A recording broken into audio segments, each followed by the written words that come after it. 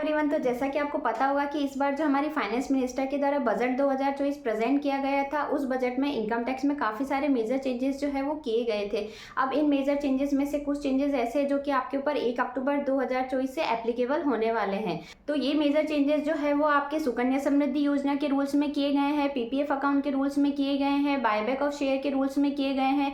और यदि आप शेयर मार्केट में ट्रेडिंग करते हैं तो उस केस में आपके सिक्योरिटी ट्रांजेक्शन टैक्स की जो रेट है वो भी गवर्नमेंट ने इंक्रीज कर दी है 1 अक्टूबर 2024 से। तो आज की जो ये वीडियो है वो आपके लिए काफी यूजफुल होने वाली है, क्योंकि इसमें कई सारे न्यू मेजर चेंजेस है जो कि कवर किए गए हैं। तो वीडियो को एंड तक जरूर देखें। फर्स्ट चेंजेस जो है वो आपके टैक्स ऑडिट की ड्यू डेट में किया गया है। रिसेंटली गवर्नमेंट जो है उसके द्वारा सर्कुलर नंबर 10/2024 इशू किया गया था, और उसमें आपकी टैक्स ऑडिट की जो ड्यू डेट है उसको 30 सितंबर 2024 से इंक्रीज करके 7 अक्टूबर 2024 कर दिया है। यानी कि अब 7 अक्टूबर 2024 तक आप अपनी टैक्स ऑडिट रिपोर्ट जो है वो सबमिट कर सकते हैं। नेक्स्ट है बायबैक ऑफ शेयर। तो बजट 2024 में आपके बायबैक ऑफ शेयर के जो रूल्स है उसमें भी एक मेजर चेंजेस जो है वो गवर्नमेंट के द्वारा अनाउंस किया गया था। तो 30 सितंबर 2024 से पहले क्या होता था कि मान लो अगर कोई कंपनी है उसके द्वारा अपने शेयर अगर बायबैक किए जाते हैं तो उस केस में जो डिविडेंड डिस्ट्रीब्यूशन टैक्स डिडक्ट किया जाता है वो टैक्स जो है वो कंपनी के हैंड्स में टैक्सेबल होता था, और जो टैक्स पेयर है उसके हैंड्स में एग्जेम्प्ट होता था। लेकिन अब 1 अक्टूबर 2024 से आपके बायबैक के जो रूल्स है वो चेंज हो गए हैं। यानी कि अब कंपनी कोई भी शेयर बायबैक करती है तो उस केस में जो डिविडेंड डिस्ट्रीब्यूशन टैक्स है वो टैक्स पेयर के हैंड्स में टैक्सेबल होगा, और उसको as a dividend income consider किया जाएगा, और एसएससी की जो है वो अदर सोर्सेज की इनकम में उसको शो किया जाएगा। नेक्स्ट है पैन आधार डिटेल। तो बहुत सारी जगह ऐसा होता है कि हमको अपने डॉक्यूमेंट जो है उसके साथ में पैन और आधार की डिटेल जो है वो देना कंपलसरी होता है। अब कई सारे पर्सन क्या करते हैं कि पैन की डिटेल के साथ में जहां आधार की डिटेल देना कंपलसरी होता है वहीं आपके एनरोलमेंट आईडी का भी ऑप्शन आता है, यानी कि आप आधार की डिटेल या एनरोलमेंट आईडी की डिटेल दे सकते हैं। अब ये एनरोलमेंट आईडी जो होती है जब आप आधार नंबर के लिए अप्लाई करते हैं उस टाइम आपको प्रोवाइड की जाती है। तो अब गवर्नमेंट को लग रहा था कि इस एनरोलमेंट आईडी जो है उसके द्वारा फ्रॉड होने के चांसेस हो सकते हैं, तो अब 1 अक्टूबर 2024 से गवर्नमेंट जो है उसने आपकी एनरोलमेंट आईडी जो है उसको डिलीट कर दिया है। यानी कि अब आपको जहां भी डॉक्यूमेंट को देना पड़ेगा तो वहां पे आपको अपने आधार नंबर जो है वो मेंशन करना कंपलसरी है। नेक्स्ट है post office small saving scheme. तो अब आपके 1 अक्टूबर 2024 से पीपीएफ और सुकन्या समृद्धि योजना के जो रूल्स हैं उनमें भी चेंजेस हो गए हैं। तो ये गवर्नमेंट के द्वारा चेंज क्यों किए गए, क्योंकि काफ़ी सारे पर्सन हैं जिनके द्वारा मल्टीपल पीपीएफ अकाउंट जो है वो ओपन कराए जाते हैं और इस स्कीम का बेनिफिट जो है वो लिया जाता है। क्योंकि आजकल ये जो पीपीएफ अकाउंट है वो किसी भी बैंक में आप ओपन करवा सकते हैं, और जनरली जो पीपीएफ और सुकन्या समृद्धि योजना में जो इंटरेस्ट प्रोवाइड किया जाता है वो आपको सेविंग बैंक और एफडी की जो इंटरेस्ट रेट है उससे काफ़ी ज़्यादा होता है। तो इसलिए काफ़ी सारे पर्सन क्या करते थे कि हायर इंटरेस्ट रेट के चक्कर में एक से ज़्यादा बैंक में अपने पीपीएफ अकाउंट जो है वो ओपन करा देते थे।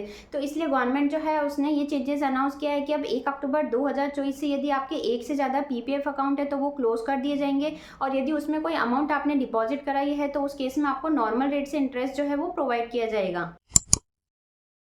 नेक्स्ट है आपकी विवाद से विश्वास स्कीम 2024। तो ये स्कीम जो है वो गवर्नमेंट के द्वारा पहले भी अनाउंस की गई थी और काफ़ी लोगों के द्वारा इसका बेनिफिट जो है वो लिया गया था। लेकिन अब इस स्कीम में ये बोला जा रहा है कि यदि एसएससी के अगेंस्ट में कोई भी अपील है या कोई भी ऑर्डर है जो कि पेंडिंग है और उसके अगेंस्ट में कोई भी लिटिगेशन चल रही है, और उस लिटिगेशन के संबंध में अगर उसकी कोई डिमांड आई है जहाँ पे एसएससी को टैक्स, इंटरेस्ट और पेनल्टी जो है उसको पेमेंट करने के लिए बोला जा रहा है, तो उस केस में अगर एसएससी जो है वो इस स्कीम का यूज़ करता है तो सिर्फ उसको टैक्स जो है उसका ही पेमेंट करना पड़ेगा। यानी कि वो इंटरेस्ट और पेनल्टी जो है उससे बच जाएगा। यानी कि अब उसकी इंटरेस्ट और पेनल्टी की जो अमाउंट है वो गवर्नमेंट के द्वारा वेव कर दी जाएगी। तो अब ये जो स्कीम है वो आपकी 1 अक्टूबर 2024 से इफेक्टिव हो गई है, और इसके संबंध में रिसेंटली गवर्नमेंट जो है उसके द्वारा 4 फॉर्म है जो भी इशू कर दिए हैं, और ये फॉर्म जो है वो जल्दी ही आपके इनकम टैक्स पोर्टल पर एक्टिव हो जाएंगे। तो इनका यूज़ करके आप जो है वो इस स्कीम का बेनिफिट ले सकते हैं यदि आपकी भी कोई डिमांड आई है या आपका कोई केस है जो कि लंबे टाइम से पेंडिंग है। नेक्स्ट है सिक्योरिटी ट्रांजैक्शन टैक्स। तो यदि आप भी शेयर मार्केट में डील करते हैं, और स्पेशली शेयर मार्केट में यदि आप फ्यूचर और ऑप्शन में अगर डील करते हैं तो उस केस में अब आपको 1 अक्टूबर 2024 से गवर्नमेंट को ज़्यादा टैक्स जो है उसका पेमेंट करना पड़ेगा, क्योंकि आपके सिक्योरिटी ट्रांजैक्शन टैक्स की जो रेट है वो गवर्नमेंट ने बजट 2024 में 60% से इंक्रीज कर दी है। तो यदि आप ऑप्शन में ट्रेडिंग करते हैं तो उस केस में आपके सिक्योरिटी ट्रांजैक्शन टैक्स की जो रेट है वो गवर्नमेंट ने 0.0625% से इंक्रीज करके 0.10 कर दी है, और यदि आप फ्यूचर में ट्रेडिंग करते हैं तो उस केस में आपकी जो सिक्योरिटी ट्रांजैक्शन टैक्स की रेट है वो 0.0125% से इंक्रीज करके 0.20 कर दी है। नेक्स्ट जो है वो गवर्नमेंट ने माइनर चाइल्ड के लिए एनपीएस वात्सल्य स्कीम जो है वो अनाउंस की है और ये स्कीम जो है वो 1 अक्टूबर 2024 से एप्लीकेबल हो गई है।